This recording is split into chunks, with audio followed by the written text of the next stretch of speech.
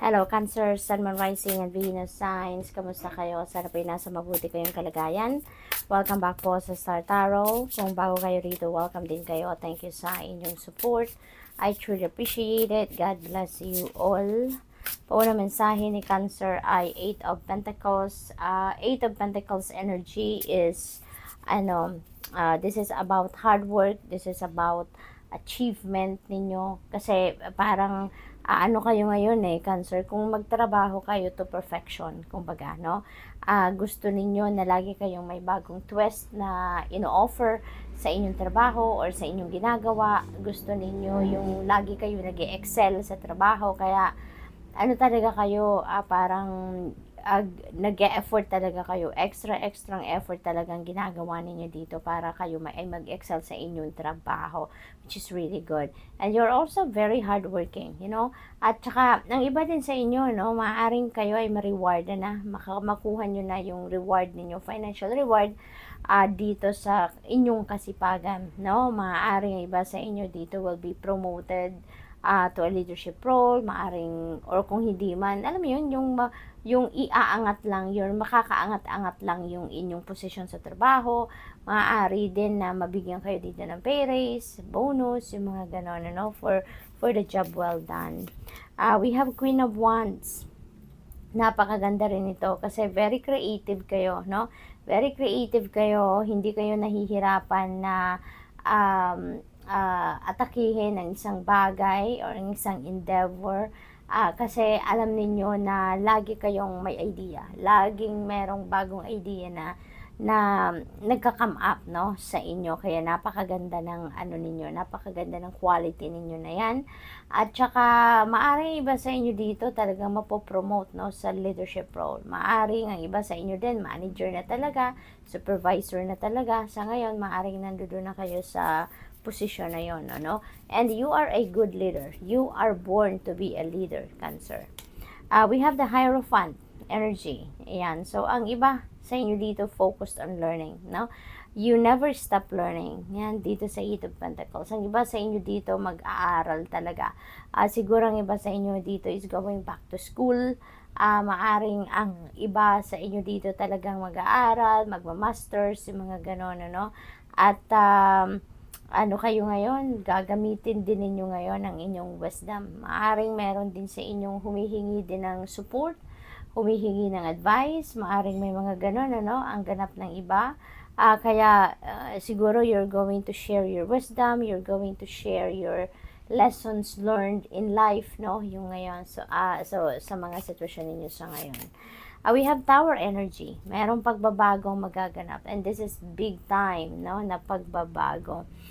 Possible nang iba sa inyo dito magugulat ng bonggang-bongga kasi hindi ninyo ito pinagplanuhan na pagbabagong ito. It is the universe, no, doing this favor for you. Kaya napaka exciting na period ito sa buhay ninyo because you will be surprised, hindi ninyo sukat akalain na yung mga pagbabagong ito ay mangyayari na sa ngayon. At at the end of the day, alam mo, maa-appreciate din ninyo ang pagbabagong ito. Even if hindi ninyo ito napaghandaan, magugulat man kayo, maaaring ma-overwhelm pa kayo sa movement na mangyayari. Pero at the end of the day, you will be grateful na nangyari ito, no, na pagbabagong ito. Kasi doon na kayo magiging masaya, mas magiging fulfilled kayo dito. Kaya this is really an exciting period. 10 of Wands, this is a new beginning as well, no? Merong ending and beginning energy dito. Burdened kayo, no? Depende sa inyong sitwasyon. It could be emotional burden, it could be physical, trabaho, siguro overwork kayo, maaaring ganon, or siguro din kayo dito, maraming overload din kayo pagdating sa inyong responsibilidad, no, obligasyon sa pamilya, maaring ganun din ang ganap. Pero ngayon hihingi na kayo ng tulong. Maaring hihingi kayo ng tulong dito, support, no, from the people around you, or siguro totally iiwanan nyo kung ano man itong ginagawa ninyo. So possible din na ganun, no, pero hindi ito applicable sa lahat, so just take as it resonates. We have Six of Wands. Ayan, so mayroong tagumpay talaga kayong makakamit din for some of you. Kasi dito sa Queen of Wands, kung ano yung, if you're going to embody the energy of Queen of Wands, ang exciting dito kasi kung ano man yung pinagtatrabahuan ninyo, kung ano yung gusto ninyong mangyari, gusto ninyong makita sa inyong 3D reality, you're really going to do extra effort para makamit ninyo yan. Now, you're really going to do that trabaho, pag-aaral, research, gagawin ninyo yan para lang na maging matagumpay kayo or marating ninyo kung ano man yung minimithi ninyo dito. Kaya, yun ang mangyayari dito. You are going to succeed, no? You are going to claim your victory dito and job well done kayo, no? Job well done kayo. Magiging kayo dito, subject kayo ng usap-usapan, because of the job well done. So, marami siguro dito din ang may inspire ninyo. Marami din na maiinggit sa inyong tagumpay. Pero, ito kayo, this is you reaping the rewards of your hard work, no? Maaring may dyan, may financial reward din, merit, recognition, gano'n, people are going to look up to you sa ngayon. Kaya mas lalo kayong may inspire at this time. So, good luck, Cancer. That's all I have for you for today. Thank you for watching. Love and light. Namaste. Hello, Scorpio, Sun, Moon, Rising, Venus signs. Kamusta kayo? Sana pa'y nasa mabuti kayong kalagayan. Welcome back po sa Star Tarot. Kung bago kayo rito, welcome din kayo. Thank you sa inyong support. I truly appreciate it. God bless you all. Paunang mensahe ni Scorpio ay Six of Pentacles. Ayan, so this is really good, no? Kasi kung ano man yung kailangan ninyo sa ngayon, that will be provided to you. Kung short kayo sa budget, siguro ang iba sa inyo, siguro kailangan ng boost, no? Pagdating sa pera, maaaring meron ditong taong dadating, lalapit sa'yo at magbibigay or magregalo or siguro meron kayong bonus din na makukuha sa ngayon. Maaaring gano'n ang ganap dyan, or posible na merong magpapautang din sa inyo. Meron talagang tutulong, sa inyo pang kaperahan. So, this is really good. This is also about giving and receiving, maaring nangangailangan kayo ng tulong, may tutulong sa inyo, and at the same time, kung ano yung tulong na marireceive ninyo, you still have some more, para i-share din ninyo. So, ganun kayo ka-generous, and that will be on display at this time. King of Cups, ayan, so, this is your energy, and probably, talaga kayo, you're embodying that energy ni King of Cups, kasi, dati na kayong intuitive, dati na kayong sensitive, dati na kayong empathic, pero ngayon parang may mas extra malakas, yung qualities ninyo yan. Yung psychic abilities ninyo will be on point as well, kaya importante na pansinin din ninyo, na may mga guidance sa inyo, yung mga intuitive messages, symbol signs, synchronicities na pinapadala sa inyo ng universe. Pansinin din ninyo yan because you need that. Now, you need that. Kaya pinapadala yan sa'yo kasi kailangan mo yan. So, we have Seven of Pentacles. Ayan. So, you are waiting for something dito, Parang, ito yung hard work, ang bunga. Kumbaga ng iyong hard work, yun ang inyong hinihintay sa ngayon.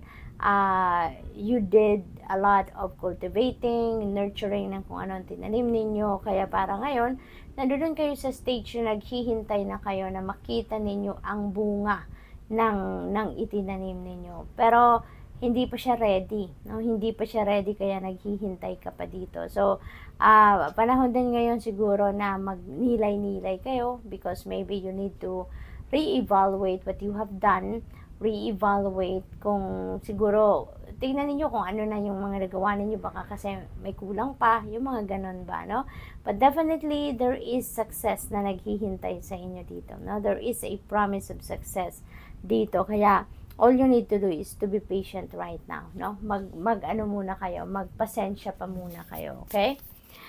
We have the moon energy. Now is not the time to make a decision, no? Hindi pa ito ang tamang oras, tamang panahon para magdesisyon kayo kasi parang hindi pa ninyo nakikita dito yung truth ng inyong sitwasyon, hindi pa ninyo dito nakikita yung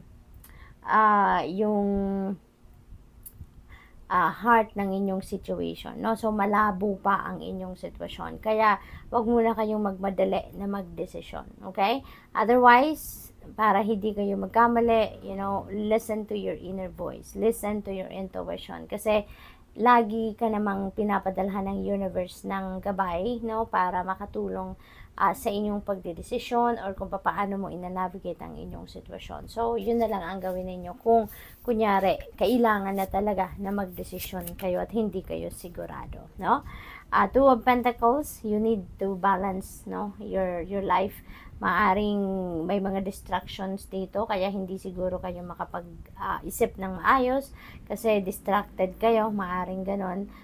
Posible din na maraming choices kaya hindi rin kayo makapag-decision siguro kasi sobrang dami naman ng choices na pagpipilian ninyo at nahihirapan kayong mag-figure out kung alin ang best para sa iyo.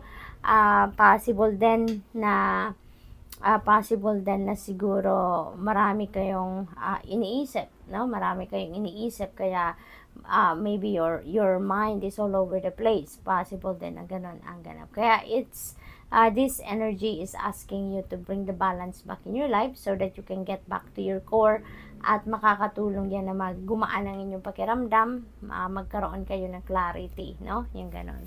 What else? We have the Empress. Napakaganda ni Empress kasi talagang pinapakita dito kung gaano kayo kasipag, kung gaano kayo ka-dedicated sa inyong trabaho. Ginagawa ninyo talaga ang lahat. You are nurturing, you are cultivating whatever it is na nangangailangan ng pagkalinga, pag-aruga, pag-aalaga, no? Nandoon kayo ngayon. So, for others of you then, this is financial blessings or financial opportunities na dadating sa inyo, Scorpio. Meron ditong mga biyayang pangkaperahan na dadating. Maaring meron ditong mga offer sa trabaho, offer sa career, or sa negosyo, no, na maaring dumating sa inyo dito. At yun ang magbibigay sa inyo ng opportunity para magkaroon kayo ng financial stability, security, no, ma-establish ninyo ang inyong financial future, yung ganon. So, good luck. That's all I have for you for today. Thank you for watching. Love and light. Namaste. Hello Pisces, Sun, Moon, Rising, and Venus signs. Kamusta kayo? Sana po nasa mabuti kayong kalagayan. Welcome back po sa Star Tarot. Kung bago kayo rito, welcome din kayo. Thank you sa inyong support. I truly appreciate it. God bless you all. Pauna mensahe ni Pisces ay Six of Swords. You are traveling dito, Pisces, no? Maaring relocation nito, maglilipat kayo ng opisina, ng bahay, ng trabaho, maaring ganon.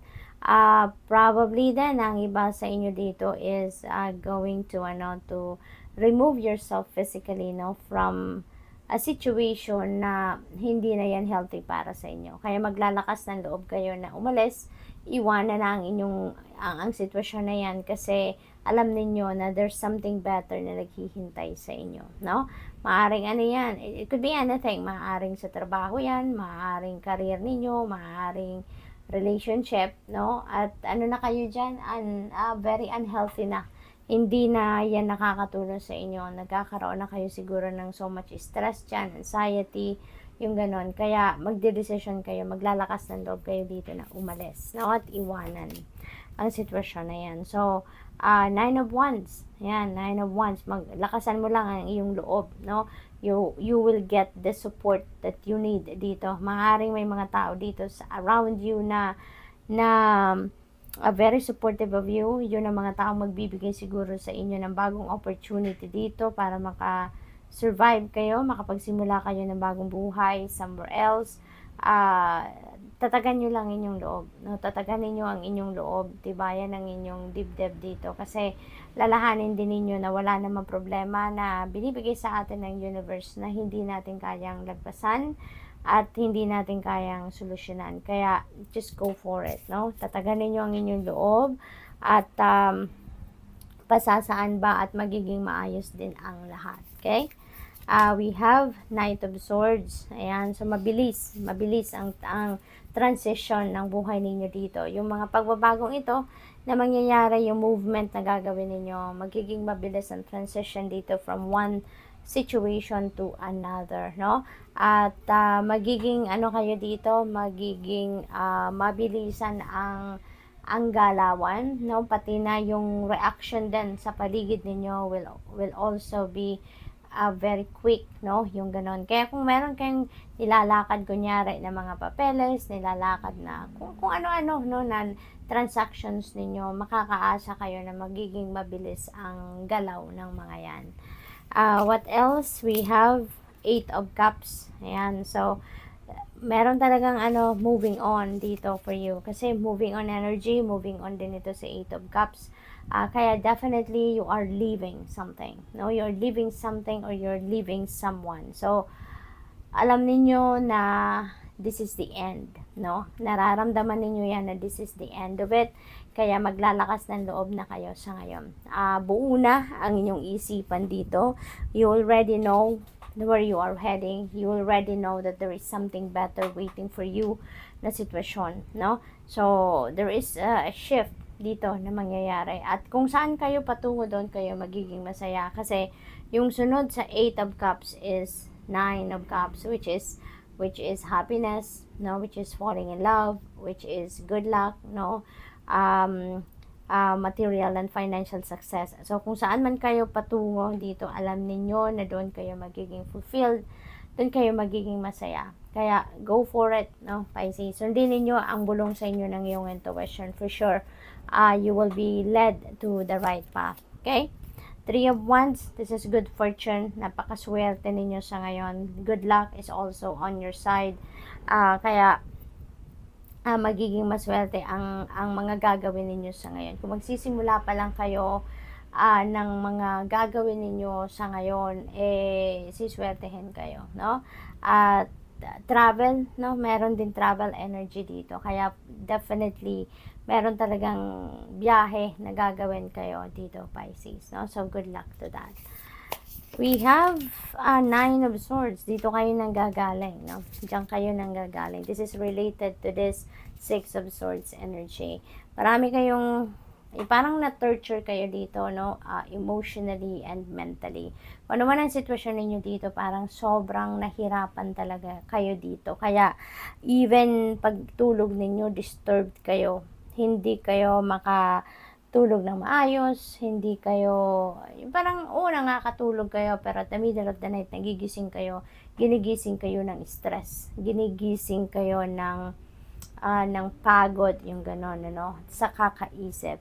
Kaya, yung 9 of Swords energy na to, na sobrang worried kayo, may anxiety na kayong nararamdaman, stressed out na kayo, that is going to change. Kasi, pagdedesisyon na kayo na umalis na sa sitwasyon na yan, tatanggalin nyo na, puputulin nyo na kung ano man yung nagpapaworry sa inyo dito, yung anxiety, kung ano naghahatid sa inyo yan, you're definitely going to cut that, connection between you and whatever it is, na nagpapahirap ng inyong isipan at kalooban. So, good luck.